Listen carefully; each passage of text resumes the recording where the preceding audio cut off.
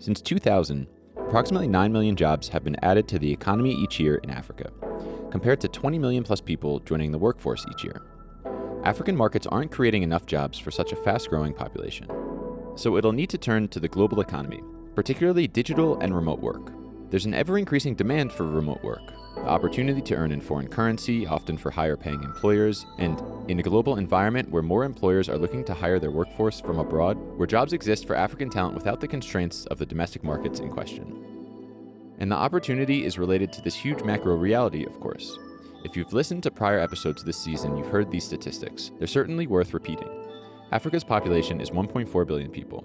It's not only huge, but it's the youngest and fastest growing continent. Its population will double by 2050. Its urban population will triple. In the next 80 years, the global population will grow by 3 billion people. 2.7 billion, or 87% of the global population growth, will come from sub-Saharan Africa. Meanwhile, the median age on the continent is 19.7 years old. In the UK, it's 40. In the US, it's 38. In Germany, it's 46. In Japan, it's 49. Even in China, it's 38. And in India, it's 28. As a result, African countries will be adding more people to the workforce in the next 10 years than the rest of the world combined. So through our African-centric lens, we know that the local economy is not going to create enough jobs or income-generating opportunities for such a rapidly growing African population. But at the same time, for the countries in the global north whose working-age population is shrinking, where is the labor going to come from? The solution to both of these problems might be the same: remote work. So in this episode, let's talk to some founders connecting supply and demand across the world. Before we start, we'd like to thank MFS Africa for their sponsorship of the entirety of Season 4 of The Flip. In a globalized world, there's an increasing need for global payments across borders. The MFS Africa Hub is not only making connections regionally on the continent, but now with their acquisition of GTP, they're connecting Africans to global merchants with prepaid debit cards. So I spoke to GTP's CEO, Christian Bwakira, about that opportunity. So GTP is what you would typically call in our industry jargon a third-party processor, specifically focused on prepaid card processing, Visa and MasterCard certified. We've been in operations for about 15 years or so. Interestingly enough, based out of Tulsa, Oklahoma. Nonetheless, 80% of its commercial footprint is actually in Africa. And it's been covering about a good 40 countries, interconnecting about 80 financial institutions.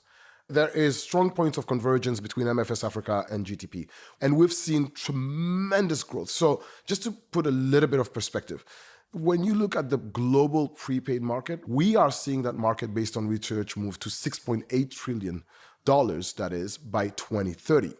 Now, specific to the Middle East and Africa, we are seeing a market that is going to evolve to about $100 billion by 2026. So one of the areas that has significantly grown over the past couple of years is strong demand by fintechs of virtual cards.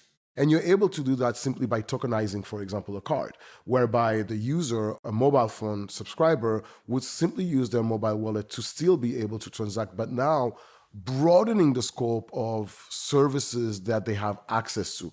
You would talk about perhaps Spotify or Netflix, who would have to have multiple entry points and integration points with MNOs and others. Whereas by coming to MFS Africa and thereby interconnecting on the GTP platform, it is a single point of entry that gives them access to all of these use cases. So it's really from any to many. You're listening to The Flip, the podcast exploring more contextually relevant stories from entrepreneurs around Africa. Welcome back to The Flip. I'm your host, Justin Norman. In today's episode, we're going to explore 3 buckets of remote work: the sexy, high-skilled remote work for product-led technology companies, the services-based IT work and business process outsourcing, and lastly, the increase of non-technical work that's delivered or fulfilled through digital means. When we think of the first category, high-skilled remote work for product-led technology companies, the poster child in the African context is Andela. So I sat down with Andela's co-founder and CEO, Jeremy Johnson.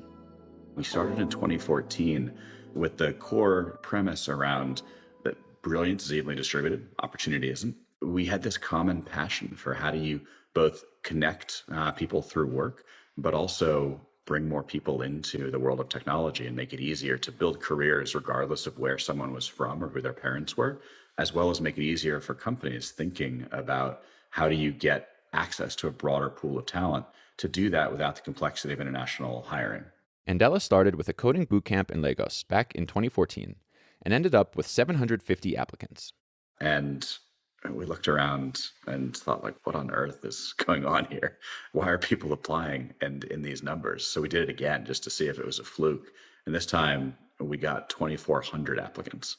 And it turned out that in the aptitude test that we were using at that point, 42 were in the top 2% aptitude and problem solving of all humans on the planet, and applying for a job to a company that had no website and like online presence at all in a relatively low trust society. We realized pretty quickly that there was something really powerful going on here. So the supply side was robust. To hire and train tech talent, Andela built physical campuses in cities across the continent, developed its Andela learning community, and began to scale its offering to its customers. And in doing so, they became a big employer of junior engineers, growing their bench of talent, waiting to be connected to opportunities with global employers.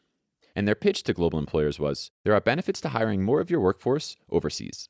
The reasons that they do it and the reasons to do it is because you can increase quality by increasing the size of your available talent pool. If you're looking at hiring someone for a specific role and your talent pool is your block, you're highly unlikely to end up with a good result.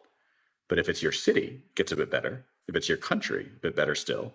If it's the world, you have a dramatically higher chance if you have the means to distribute your message and actually figure out how to navigate that pool of talent. Your probability of success goes up dramatically. Like there's someone who is going to be an amazing candidate for you. And so there's always been a mathematical advantage in increasing the size of your talent pool. The question is, what are the costs that come with that?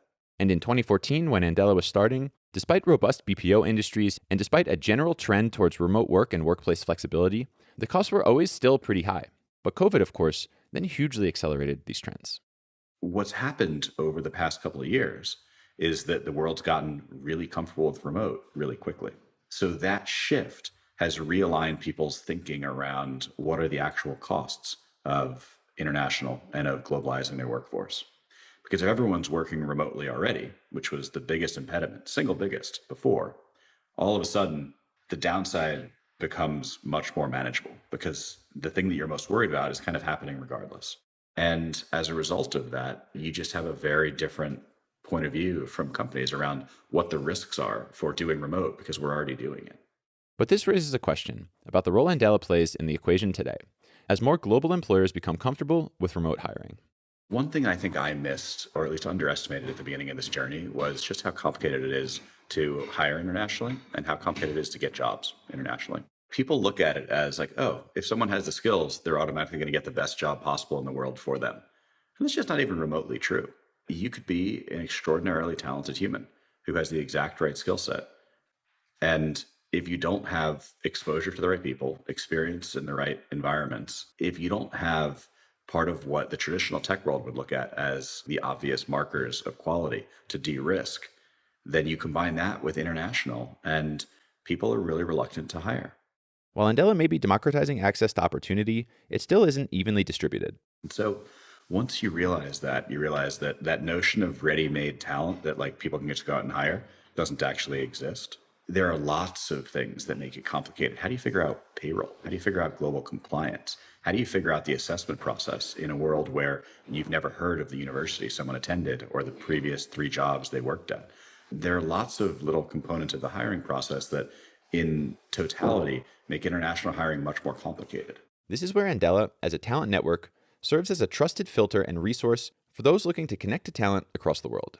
And so what talent needs is an opportunity. It's really simple. And by doing really meaningful assessments, by creating a filtering mechanism to find that extraordinary talent and help show just how capable he or she is, we're able to help people meaningfully accelerate their careers and just get better jobs than they otherwise would be able to. And for talent going through Andela, the outcomes are self-evident. The average engineer that gets a job through Andela, their first job increases their take-home pay 87%. It nearly doubles their salary. So what does talent need? I think people like that. It's that, and it's a harder, more interesting challenge. Like it's the opportunity to solve bigger problems with companies that are more on the cutting edge while maintaining the flexibility of their remote working world without having to leave their home country. That's what talent wants. That's what we're enabling. Now let's take a step back to focus a bit more on the supply side, because how Andela works with talent and the types of talent Andela works with has evolved a bit since their start in 2014. As we spoke about earlier, Andela started with a coding bootcamp, targeting junior developers, and they built physical campuses to train developers through the Andela learning community. But then in 2019, and even after a $100 million Series D, the company announced it was laying off hundreds of junior engineers. It was ultimately a reflection of the wants and needs of the demand side. Yeah, a lot of it was demand. As we moved up market, it became more and more clear that companies needed and expected a broader diversity of talent, and in particular from an experience level. It just became really clear that we also needed to diversify that talent base because we were seeing more and more demand for more experienced talent. As Andela grew, it enabled them to reach for and service bigger customers, which impacted the type of talent they needed. Every B2B company, when they're small, it's the vast majority, sell to other small companies. It's generally pretty tough for like a tiny startup to do business with a Fortune 100 company. But as you get bigger, it becomes a more natural progression. Enterprise is the fastest growing segment of the business at this point. And so what these Fortune 100 companies are looking for is a talent partner. In general, one person, one team, one group wants to have a talent partner. They want to have someone who they can just count on. While Andela still trains tens of thousands of software developers, due to the needs of the demand side, the company has evolved to be more of a talent network. We train more total people right now through the Andela learning community. At any given point, we're training 15 to 20,000 people to be software developers. But that's still a pretty meaningful percentage of overall placements that we make. But the majority come through Andela as talent network. So why do employers tap into Andela's talent network? It has to do with the specialist nature of the roles in question and the types of companies Andela is working with. Our customers are generally building great digital products. That's what they're focused on. And so when it comes to building great digital products, we want to be able to support that journey with the best, most effective talent in the world. See, Andela is hiring for a specific type of organization. Companies that are building great digital products, product companies. And as we heard earlier from Jeremy, product companies are looking for a specific caliber of talent, from an experience level in particular. So that raises another question. What does this mean for the future of work in Africa if experience level is such an important requirement? And how do we get experience for such a huge population that is becoming working age? This is where another entrepreneur is focused on a similar type of talent, software engineers, but with a different target customer. The work I've done over the last 20 years is really trying to unlock the potential of Africa by solving its biggest problems. And the way that I've chosen to do this is through selecting exceptional people, developing that talent, and then connecting them to opportunities. That's Fred Swaniker, the CEO of the African Leadership Group, whose network of companies includes the African Leadership Academy, the African Leadership University, ALX, and The Room. Fred and I sat down to discuss his experience building an African talent network. When I began this journey of developing tech talent, we thought that the people who would take our talent would be product companies like Google and Facebook and Microsoft and, Amazon. But I started looking at the issue a bit more nuancedly and looking at ecosystems that have developed in Israel and Eastern Europe and Latin America. And what I found out is that the people who are actually going to employ this talent at scale are not the Googles and the Facebooks and the Microsofts, the so-called product companies. Instead, the employees that hire the most developers at scale are actually the service companies. What I came to learn is that there are basically two types of employers of tech talent. There are product companies, which are the ones that we all know about. Google, Microsoft, Amazon, and all the tech startups that we hear about. And then there are service companies. And the service companies are companies that customize products for companies and develop custom software. Notwithstanding the business model, the difference is important from a jobs perspective. The product route creates very few jobs. Service companies employ 100 to 300 times more people. And so Salesforce has 70,000 employees, but the ecosystem of people who do Salesforce implementation is going to have 9.3 million people by 2026. Amazon Web Services has 100,000 employees. They predict that their ecosystem of people who implement AWS will be 30 million by 2030. And so for Fred, the focus is on service companies because of the scale of the jobs they create. And there are lessons here from other developing markets. So India went the services route because they also had a population problem similar to Africa. And today they have 6 million software engineers that work directly in the sector. They create 18 million jobs indirectly. And They don't have a lot of billionaires, but they've got lots of middle-class people that work in the tech sector. So when I look at the Africa context, if we're going to create work for these young people, we need to become service-oriented, not product-oriented. A service orientation can act as the foundation on top of which the ecosystem matures, and its talent develops requisite experience.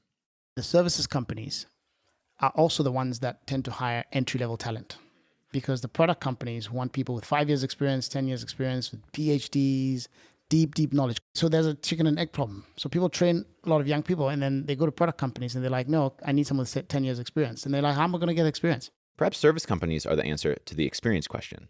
What the service companies do is they take on a project from a company, like we'll configure your Salesforce. They're not giving you the talent, they're giving you the solution.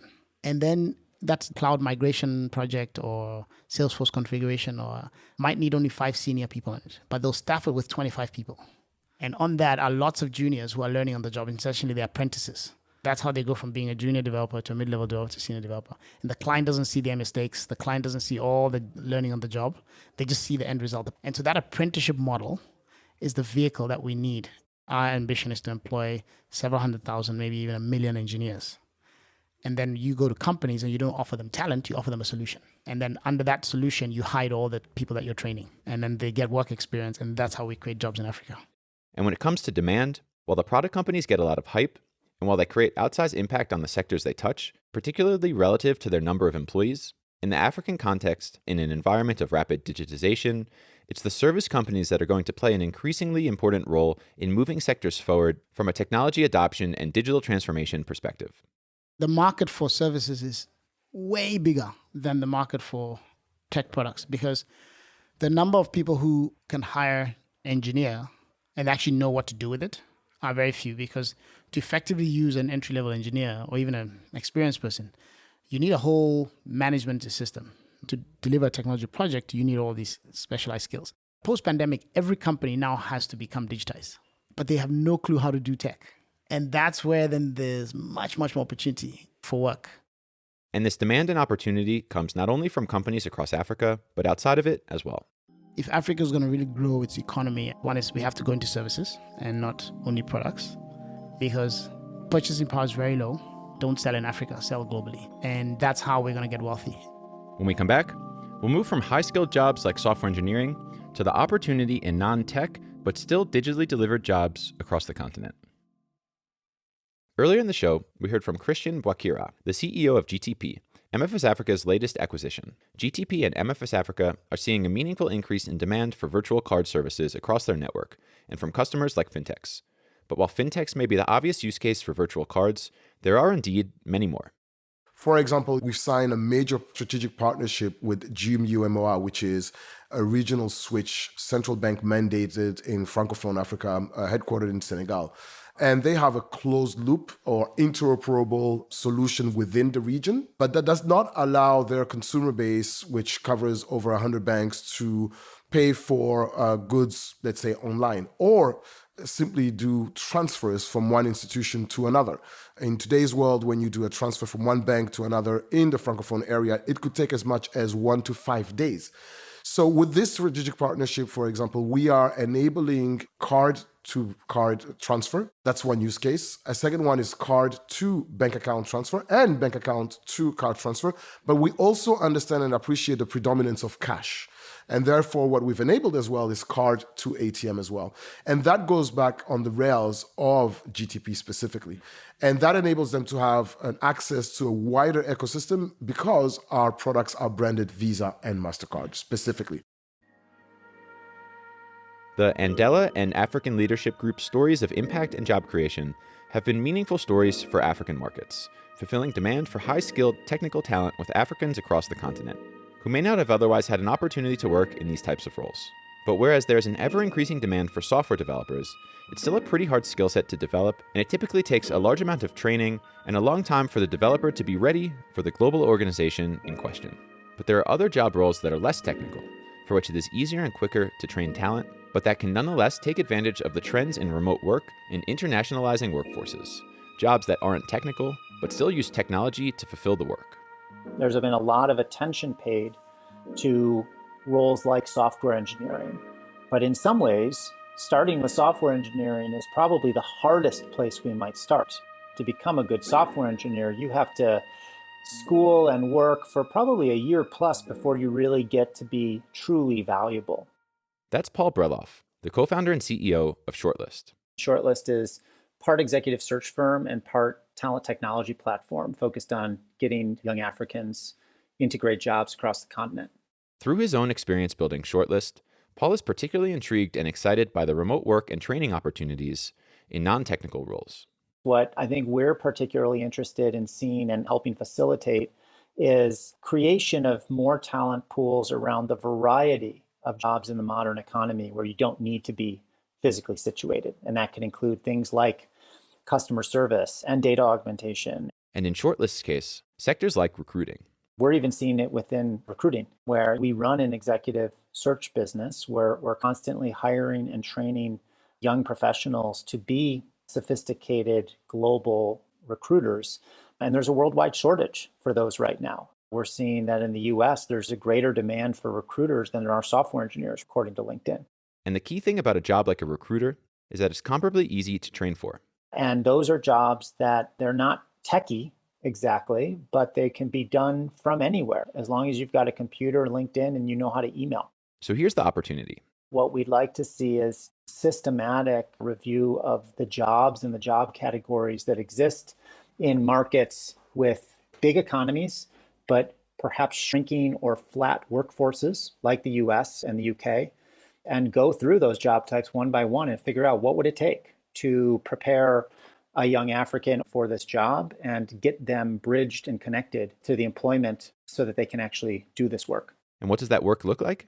One is a skilling issue. The other is a bridging issue. On the skilling side, there's no question that we need to build up the machinery to identify raw potential. And then, of course, we need to train people in the basic skills and competencies so that they can do these jobs. And I think that skilling often gets reduced to some form of classroom training, if only it was that easy. I think part of what we're realizing, to become a truly great recruiter, you need to actually be in situation working with real clients on real topics, and often in a quasi-apprenticeship model where you're getting coached along by someone who's been there, done that. Then on the bridging issue? The bigger and more complicated issue might be the bridging issue of how do we get those people in front of the right employers? Because even though increasingly employers are looking global for their talent needs, there's still going to be reluctance and friction if companies try to go one by one. So I think what we'll be continuing to see are organizations that act as this quality control and intermediation layer connecting global employers to global talent pools. Enter the talent networks again. Over the next decade, we're going to see a massive shift in how global hiring happens. That's Jeremy Johnson, who we heard from earlier in the episode. That shift is going to move a giant chunk of overall hiring through talent networks because they will be better equipped to look at thousands of different candidates and find the right person for a given role and to understand the ecosystem that person is coming from and how to help that person be successful in your company. What that may lead to is more so-called Andela for X companies, those that are employing this model of hire, train, deploy to more sectors than just software development. And that applies to anything where you can even start to quantify the output of a role. So the more obviously you can quantify something, the more obvious the Andela for X story becomes. I often think we should see tens, if not hundreds, of Andela for X style companies attempting to tackle this opportunity, especially in the macro context. Fast-growing working-age population in Africa, coupled with an increasing comfortability with remote work. And I think Jeremy agrees. The international component of it makes it really obvious. But overall, we're going to see an Andela for everything pop up. It's essentially global talent marketplaces that do a better job of connecting talent that is looking for opportunities with opportunities that will enable them to have higher paying, more effective, and more interesting roles. And vice versa, will make it easier for companies to navigate globalizing their teams. And while there are horizontal talent marketplaces where you can hire for any type of role from anywhere in the world, in this context, a vertical, sector-specific platform is an important component of the equation. The verticalization is important because what the companies are counting on is that you are better at figuring out who's going to be successful in their environment than they are. And it turns out that's not the hardest thing in the world if you're able to look across lots of companies and lots of talent and keep track of who's successful and why, and then keep iterating. and one vertical platform creating opportunities for non-technical talent with a focus on customer success is the Nigerian-based startup Caret. My name is Tolu Agunbiade, and I'm the founder of Caret. We vet, hire, and manage non-tech talent for high-growth companies. Caret's origin story starts with Tolu seeing a disconnect between supply and demand in the labor marketplace. The problem statement in my head was, how do you bridge the gap between what schools teach and what the world needs? Because I thought there was a gap there. And of course, you've heard it before. Everybody says it's in some form that there are no jobs, but then employers are saying that there are not employable people out there. And I was just like, there is this disconnect. And this disconnect both inspired Tolu to explore this opportunity and to name the business Caret. I used to be a writer and a copy editor. And in writing, the caret is that symbol you use to show that there is a gap in something, and then you suggest what should fill the gap. So in our minds, we're filling the unemployment gap in the world. And it's also the symbol for exponential. So it's like we're filling that gap exponentially. So while this idea for Caret percolated in Tolu's mind, as she worked at CC Hub, followed by MEST, and then in roles with ALU and ALX, the initial version of Caret and what we see today was based on employer demand. So when I think about the three main offerings that we have, there's the upskilling, there's one that's the connecting to talent, and then there's one that's the managing the talent for you. And I thought, based off of like just my experience and the things I've done before, I'm very geared towards things that are more product-led, that are scalable with tech. So the connecting to talent was the one that I thought would be the primary thing. You have this platform, you have people sign up, you do some magic, they match together in the end. That outsourcing model wasn't supposed to be the primary thing for us.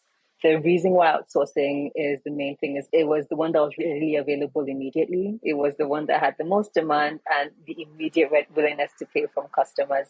And where there is existing demand, this role in question, customer success, has a shorter time to value when it comes to training and work readiness. What I was thinking of was, what's something that within 4 to 6 weeks of some kind of upskilling training, the average person coming out of even high school would still be able to do a good job at this. And I was also very particular about non-tech. And also I needed it to be something that didn't take too long for people to be good at, but it was something that you get transferable skills for other roles as well. And lastly, customer success is a role that's critically important for businesses, but non-core, which means that certain types of employers aren't necessarily looking to hire for that role in-house. Take one of Caret's customers, a fintech, for example, with a growing customer base. What's a role that's in demand that a lot of companies need, but would rarely ever build such a large team in-house for? The main problem they had was they're a fintech company and they have an in-house customer support team, but they get insane amounts of demand from customers. The department that has the most people in your company is indicative of where your resources go and like the direction your company wants to be in. And for them, they're a product company first. So product and engineering is where they want the bulk of their team to be out of. But they also need a lot of customer support help. So in their own case, they're like, we need this support. We don't want to have it directly. So how about we outsource this to a partner? Now, there are a lot of related questions here around why organizations may choose to hire African talent in a competitive global marketplace. Indeed, it's a question that we're going to explore next episode in a case study on global business services in South Africa. And it's a question that lay at the heart of my retrospective conversation with the Flips B-Mike Sayo Folawiyo. Take a listen. I think the more interesting question in the context of exports, and we've talked about this a lot, how to position African markets and the work that is involved in enabling African workers to capture that opportunity, especially because it is globally competitive and there is better perception around digital workers in the Philippines or whatever. For sure, there's a brand issue or a brand opportunity, I should say. I don't think it's an issue. I think there's a brand opportunity. One of the questions I had actually, was just kind of like, what does that look like on a more regional or national, country-wide? That's this idea about Africa, right? No, I mean, Africa is a monolith. Yeah. I don't really actually mind that as a concept. Like, it's kind of can be very useful. I think it's allowing us actually in things like this podcast, it's allowing us to penetrate to some extent, right? If just kind of the idea that if everybody's going together, you can penetrate a little bit of the global conversation. But sometimes it just is not that useful. And then when you get into the weeds in actually hiring.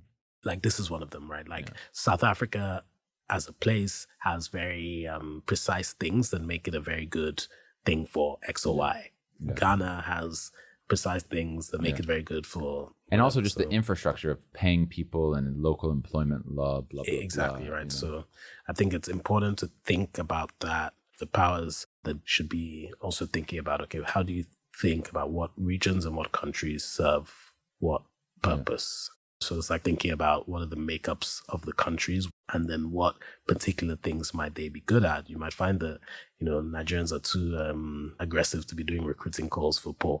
You know what I mean? So like, I think there is an opportunity, obviously, to brand. There's like a global branding exercise that needs to happen. So we need like an advertising agency. 100%. Yeah. Yeah. It's like Africa welcomes work. But then it's like, if you're going for this kind of work, here's the kind of places you should be looking to find. And if this kind of... Yeah. I guess that's the thing, is there are established brands in some way. And I don't know, I mean, to some extent, I think Andela probably has helped in particular with that perception 100%, issue. for sure, in a big way. So there's this idea about like the role of these talent aggregators and these sort of models and being vertically specific, and like them actually playing like a really important role of connecting supply and demand and being that advocate for talent, kind of like the advertiser that we need. For sure. Yeah. There's then taking it a step further, all of these other opportunities to take advantage of digitally delivered work that is not engineering. And what's the competitive advantage against like an India? Or rather, let me ask a question. That is the question. And you may say there is none. Just you may cheap, say, like I mean, probably cheaper than India at this point, right? But the cost versus quality thing, right? I mean, cheaper than the Philippines, maybe not. I think that's actually like a real question and a real challenge, is why would you outsource your IT work or your customer service or whatever to African countries versus the alternative? People talked about English-speaking population, time zones, that kind of stuff. But then there's also the infrastructural challenges and skills challenges and all of that stuff that makes it really hard to make the decision to outsource your team to Nigeria versus the Philippines. You know? That's an interesting one. Yeah. What's the advertising campaign? Africa, ready for work. Yeah. But that's not good. I mean, because if we're going to do this globally competitive game of exporting services, these markets are really competing against some other places where there's better infrastructure and when there's They've been doing it a long higher time, quality. And that's the thing that makes me nervous, is like we talked about this in the context of traditional development playbook, like export-oriented services is really important. But it's not like in agriculture where you have crops that grow really well where you are and you actually have a competitive or comparative advantage because of what your about geography. Like TikTok? Do we have more TikTokers? Obviously, the youth population story. What does that mean in terms of what capabilities people will have? Obviously, there's something about capacity, which I think is a maths question. Then there's also about what capabilities does a 15-year-old have that a 30-year-old doesn't. This question about Africa's comparative advantages in this world of export-oriented services is one that we're going to explore next episode in a case study on global business services in South Africa. But until then, if you enjoyed this episode, we'd be very grateful if you considered sharing with a friend or a colleague who you think may enjoy it as well. For more from The Flip, you can follow us on social media at The Flip Africa or subscribe to our newsletter on our website, theflip.africa. Thanks as always for listening, and we'll see you next time.